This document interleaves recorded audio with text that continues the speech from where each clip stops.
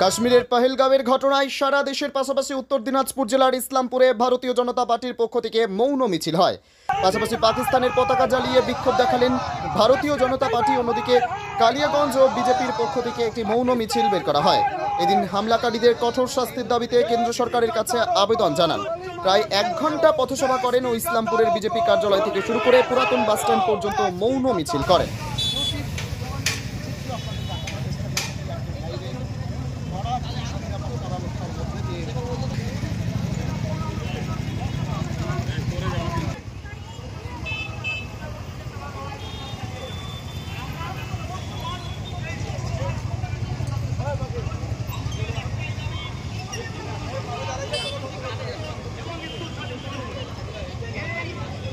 আপনারা জানেন যে আমরা প্রত্যেকটা ভারতবাসী যারা রাষ্ট্রভক্ত প্রত্যেকে আজকে বাকরুদ্ধ আছে।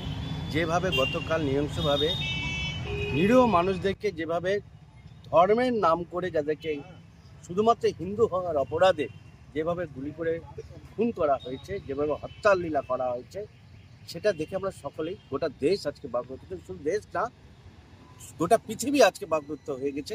যেভাবে গতকাল সন্ত্রাসবাদীরা, জঙ্গিরা, মুসলিম জঙ্গিবাদীরা যেভাবে হত্যা করেছে গুলি করে, তার প্রতিবাদে আজকে আমরা একটা, আপনারা দেখলেন, মৌন মিছিল করলাম। এবং মৌন মিছিলের সাথে সাথে আমরা আজকে আমাদের বিক্ষোভ সভা হবে। আমরা পাকিস্তানের পতাকাকে জ্বালিয়ে তার প্রতিবাদ জানালাম এবং আমাদের পথসভা হবে, বিক্ষোভ পথসভা হবে। এবং আমরা এই আন্দোলন আমাদের চলতে থাকবে যতক্ষণ অবধি এই সন্ত্রাসবাদের মক্ষম জবাব ভারত যতক্ষণ অবধি না দেবে।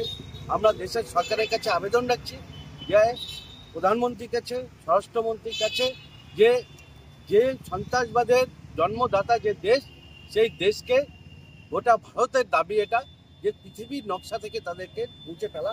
কারণ এই দেশ যতদিন থাকবে সন্ত্রাসবাদ ততদিন থাকবে।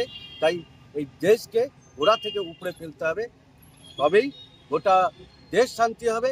এবং শুধু দেশ না, আজকে এই পাকিস্তানের জন্য গোটা পৃথিবী অশান্ত হয়েছে, গোটা পৃথিবী শান্ত হবে।